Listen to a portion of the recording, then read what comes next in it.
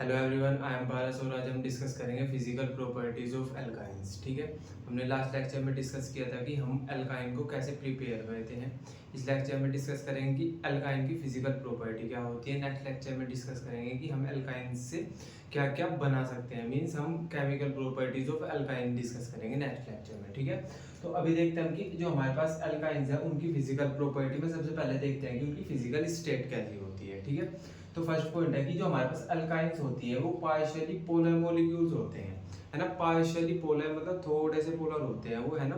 Polar क्या होता है, पोलर मॉलिक्यूल कौन से होते हैं कि जिनमें अपने अंदर ही पोल बन जाते हैं, पॉजिटिव नेगेटिव बन जाते हैं, उनको हम पोलर मॉलिक्यूल बोलते हैं। ठीक है, तो हम ऐसा बोलते हैं कि हमारे पास जो अल्काइंस होती है वो पार्शियली पोलर मॉलिक्यूल है, मतलब थोड़ा सा पोलर है वो, है ना। कंप्लीट पोलर मॉलिक्यूल नहीं है, मतलब इसके अंदर पॉजिटिव नेगेटिव पोल नहीं बनते। ठीक है, सेकंड पॉइंट है weak van der Waals force is present. जो हमारे पास अल्काइंस होती है, तो जब अल्काइंस के टू मॉलिक्यूल साथ में आते हैं, मतलब एक अल्काइन ये है और एक अल्काइन ये है, जब ये पास में आएंगे तो इनके बीच वॉन डेर वाल्स फोर्स लगता है, मतलब weak van der Waals force इनके बीच प्रेजेंट होता है जब टू मॉलिक्यूल अल्काइंस के पास आते हैं। ठीक है, अब ये वाला पॉइंट देखो पहले कि first three member C2, C3, C4 are gases, मतलब जो हमारे पास अल्काइंस होती है, पहले तीन अल्काइंस मतलब 2 कार्बन की अल्काइन, 3 कार्बन की अल्काइन और 4 कार्बन की अल्काइंस होती है,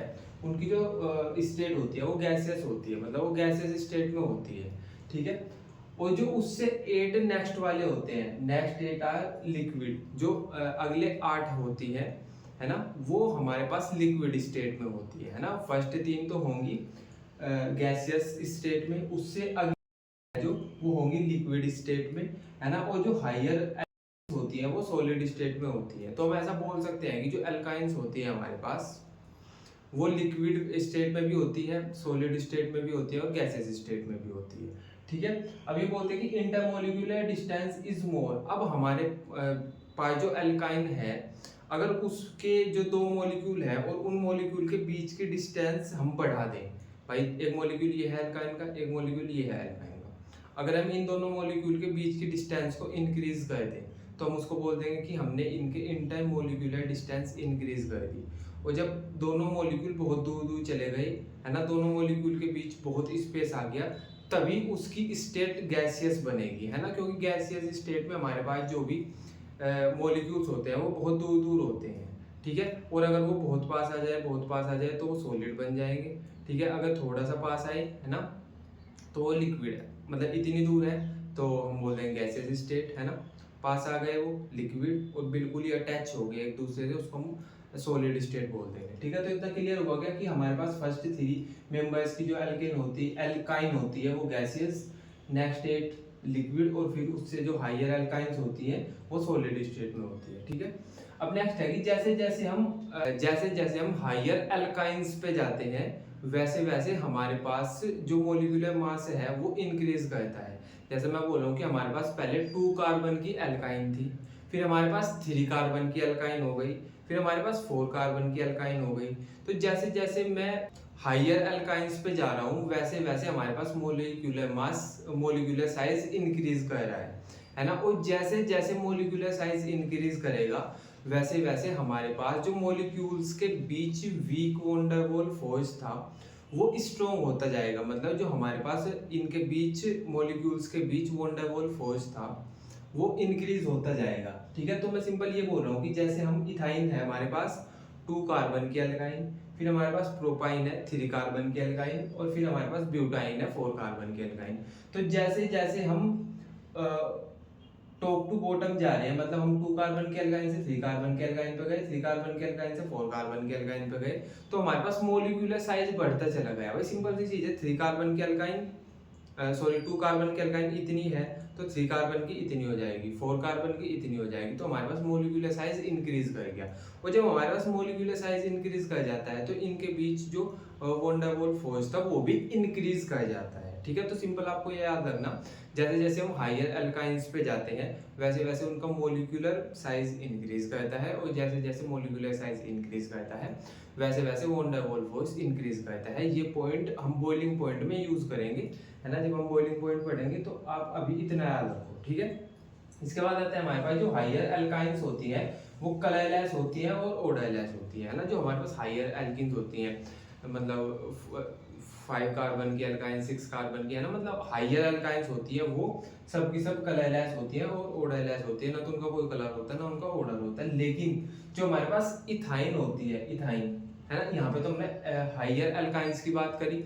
अब इथाइन हायर एल्काइंस थोड़े ही ना है, लेकिन ये फिर भी कलरलेस होती है विद कैरेक्टरिस्टिक स्मेल, मतलब इसमें कुछ स्मेल होती है, ठीक है। तो याद रखना कि हायर एल्काइंस भी कलरलेस होती है, और जो इथाइन है ये तो लोअर एल्काइन है, 2 कार्बन की एल्काइन है, ये भी हमारे पास कलरलेस होती है। क्लियर है? इतना समझ आया क्या, है ना। अभी सोल्यूबिलिटी रुको, अभी हम पहले boiling point and melting point पढ़ लेते हैं, है ना। तो हमने अभी तक ये डिस्कस किया कि जैसे जैसे हम हायर एल्काइंस पे जाएंगे वैसे वैसे मोलिकुलर साइज इंक्रीज करेगा, है ना। मोलिकुलर साइज इंक्रीज करेगा तो वॉन डार वॉल फोर्स इंक्रीज करेगा, और वॉन डार वॉल फोर्स इंक्रीज करेगा तो उसको तोड़ने के लिए हमको ज्यादा हीट देनी पड़ेगी। भाई जब ज्यादा he won Dar wall force लग रहा है दो मोलिक्यूल के बीच और हमको इनको अलग करना है ना, हमको इनको अलग करना है, तो हमको ज्यादा हीट देनी पड़ेगी।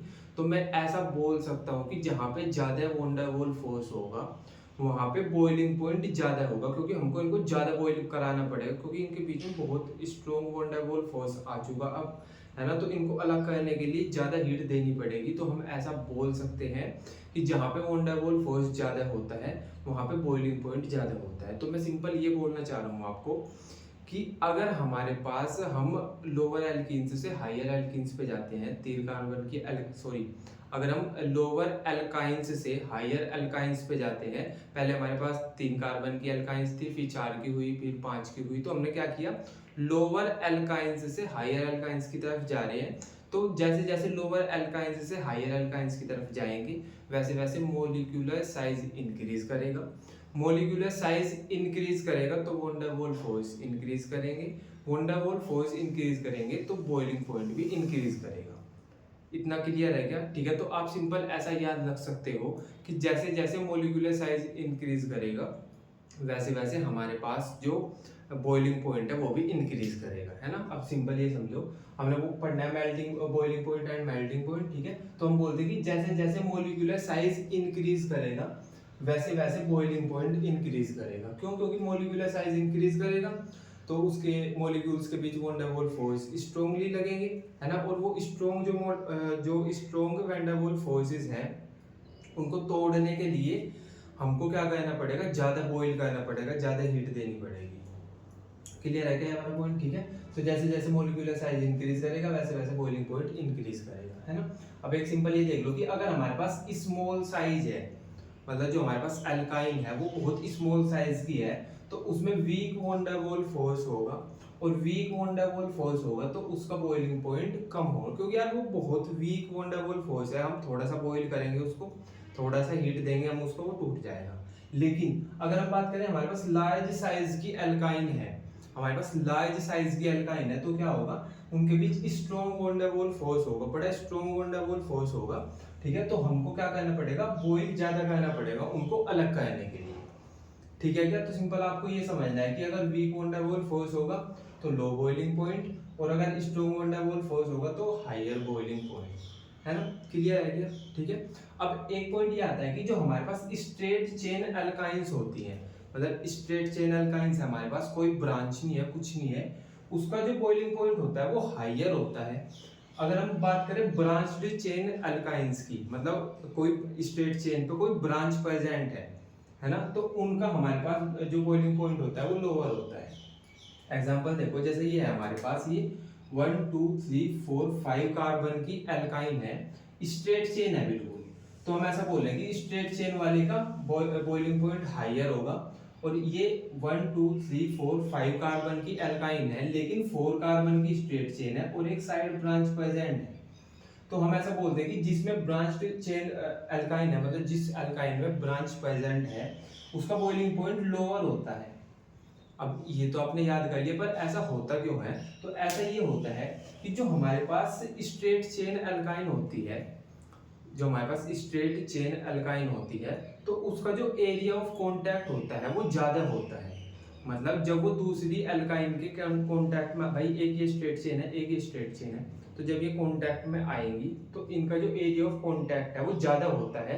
तो जब इनका एरिया ऑफ कांटेक्ट ज़्यादा होता है तो इनमें वॉन डेर वाल फोर्स भी स्ट्रोंगली लगता है, मतलब जो इनमें वॉन डेर वाल फोर्स लग रहा है वो भी ज़्यादा हो जाता है। मैं सिंपल ये बोल रहा हूँ कि अगर एरिया ऑफ कांटेक्ट ज़्यादा होगा तो वॉन डेर वाल फोर्स भी ज़्यादा होगा। ठीक है, अब वॉन डेर वाल फोर्स ज्यादा होगा तो उसको तोड़ने के लिए, उस वॉन डेर वाल फोर्स को तोड़ने के लिए हमको ज्यादा हीट देनी पड़ेगी, है ना, ज्यादा बॉइल करना पड़ेगा। तो हम ऐसा बोल रहे हैं कि जो हमारे पास स्ट्रेट चेन अल्काइंस होती है वो हायर बॉइलिंग पॉइंट होता है उनका। क्यों? क्योंकि जो हमारे पास एरिया ऑफ कांटेक्ट होता है स्ट्रेट चेन अल्काइंस का, जो एरिया ऑफ कांटेक्ट होता है वो ज्यादा होता है।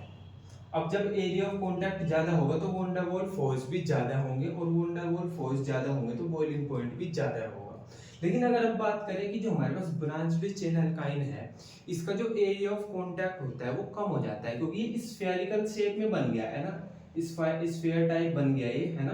तो इसमें क्या होता है कि जो इसका एरिया ऑफ कांटेक्ट होता है, जैसे एक स्फीयर ये बन गया, एक स्फीयर ये बन गया, तो अब जब हम इनको कांटेक्ट में लाएंगे तो इनका जो एरिया ऑफ कांटेक्ट है ये कम होता है। अब जब एरिया ऑफ कांटेक्ट कम होगा तो वॉन डेर वाल फोर्स भी कम होंगे, और वॉन डेर वाल फोर्स कम होंगे तो हमको इनको तोड़ने के लिए ज्यादा एनर्जी देने की जरूरत नहीं है, ज्यादा हीट देने की जरूरत नहीं है, ये आसानी से बॉइल हो जाएंगे। तो हम ऐसा बोलते हैं कि जब भी हमारे पास जो ब्रांच्ड अल्काइंस होती है उनका जो बॉइलिंग पॉइंट होता है वो कम होता है। ठीक है, तो ऐसे हमने यहाँ पे लिखा हुआ है कि अगर एरिया ऑफ कांटेक्ट कम है, जैसा इस वाले केस में है, हमारे पास जो ब्रांच्ड अल्काइन है, जो ब्रांच अल्काइन है उसका एरिया ऑफ कांटेक्ट कम है, एरिया ऑफ कांटेक्ट कम है तो वॉन डेर वाल फोर्स कम लगेगी, वॉन डेर वाल फोर्स कम लगेंगे तो बॉइलिंग पॉइंट भी कम होगा।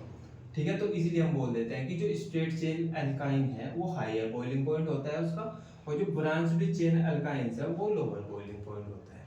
क्लियर है क्या इतना? ठीक है, अभी बात कर लेते हैं हम, है ना, इतना तो समझ आ गया होगा आपको। ठीक है, अभी बात करते हैं कि सोल्यूबिलिटी क्या होती है ना। तो हम ऐसा बोलते हैं, जब भी हम सोल्यूबिलिटी पढ़ते हैं तो हम ये लाइन पढ़ते हैं, लाइक डिसोल्व लाइक, मतलब सोल्यूबिलिटी मतलब डिसोल्व होना, है ना, कि कोई चीज किसी में डिसोल्व हो रही है या नहीं हो रही है। तो हम ऐसा बोलते हैं कि सोल्यूबिलिटी जब भी पढ़ते हैं हम तो लाइक डिसोल्व लाइक ये लाइन यूज करते हैं कि जो जैसा होगा वो वैसे में ही डिसोल्व करेगा। मतलब अगर मैं ऐसा बोल दूं कि जैसा मैं हूं वैसे ही मेरे फ्रेंड्स होंगे, है ना, तो वैसे ही यहाँ पे होता है कि जो जैसा है वो वैसे में ही डिसोल्व करेगा। ठीक है, एल्काइंस पार्शियली पोलर, मतलब हम ऐसा बोलते हैं ना कि अगर कोई पोलर है तो वो पोलर में डिसोल्व करेगा, नॉन पोलर है तो नॉन पोलर में डिसोल्व करेगा। ठीक है, अब हमने पहले पढ़ा था कि जो एल्काइंस होती है वो पार्शियली पोलर होती है। यहाँ पे पढ़ा था हमने कि एल्काइंस पार्शियली पोलर होती है, मतलब थोड़ी सी पोलर होती है। ठीक है, तो जब वो थोड़ी सी पोलर होती है और वाटर भी पोलर होता है तो वाटर में वो डिसोल्व नहीं करती, क्योंकि वाटर जो होता है वो पोलर होता है ना, और जो एल्काइंस होती है ये थोड़ी सी पोलर होती है, या मैं ऐसा बोल सकता हूँ कि ये नॉन पोलर होती है ना। तो एल्काइंस जो होती है वो वाटर में डिसोल्व नहीं करती, है ना, ये सोल्यूबल होती है ऑर्गेनिक सोलवेंट, जैसे हमारे पास बेंजीन है, ईथर है, ये इनमें सोल्यूबल होती है, डिसोल्व हो जाती है, लेकिन हमारे पास ये इनसोल्यूबल होती है वाटर में। क्लियर है क्या? इतना समझ आया क्या, है ना। तो सोल्यूबिलिटी सिंपल याद रखना कि जो हमारे पास एल्काइंस होती हैं वो पार्शियली पोलर होती हैं, वो H2O में डिसोल्व नहीं करती, वो ऑर्गेनिक सॉल्वेंट जैसे बेंजीन और ईथर में डिसोल्व करती है। ठीक है, इसके बाद आता है हमारे पास डेंसिटी। तो हम ऐसा बोलते हैं कि जैसे जैसे हमारे पास मॉलिक्यूलर साइज इंक्रीज होगा, है ना, वैसे वैसे जो हमारे पास डेंसिटी है वो भी इंक्रीज होगी। ठीक है, अगर हम कंपेयर करें कि डेंसिटी ऑफ एल्काइंस, मतलब जो एल्काइंस है उनकी डेंसिटी ज्यादा होती है या हमारे पास वाटर की डेंसिटी ज्यादा होती है, तो हम ऐसा देखते हैं कि जो हमारे पास वाटर होता है उसकी डेंसिटी हमारे पास ज्यादा होती है। ठीक है, उसकी होती है 1 ग्राम पर सेंटीमीटर क्यूब, और जो हमारे पास एल्काइंस होती है वो 1 से कम कम ही होती है इनकी डेंसिटी। तो हम ऐसा बोलते हैं कि हमारे पास जो वाटर होता है उसकी डेंसिटी ज्यादा होती है एज कंपेयर टू एल्काइंस। इसी वजह से हमारे पास जो एल्काइंस होती हैं वो वाटर पे फ्लोट करती है ना, तैरती हैं ना। तो हम ऐसा बोलते हैं ना कि जिसकी डेंसिटी कम होती है और अगर हम उसको डिसोल्व कराएं हाइयर डेंसिटी वाली चीज से, तो जिसकी डेंसिटी कम है वो उस पर फ्लोट करेगी, है ना। तो हमने सिंपल कहा कि अगर हम एल्काइंस को वाटर में मिक्स करेंगे तो वो एल्काइंस है ना वो फ्लोट करेगी वाटर के ऊपर। क्यों? क्योंकि एल्काइंस की जो डेंसिटी होती है वो कम होती है और जो वोटर की डेंसिटी होती है वो ज़्यादा होती है। ठीक है, तो ये था हमारे पास all about physical properties of alkynes. ठीक है, आई होप आपको ये समझ आया होगा, है ना। तो कल हम डिस्कस करेंगे केमिकल प्रॉपर्टीज ऑफ एल्काइन। ठीक है, तब तक आप इसका रिवीजन करो, है ना। बाय।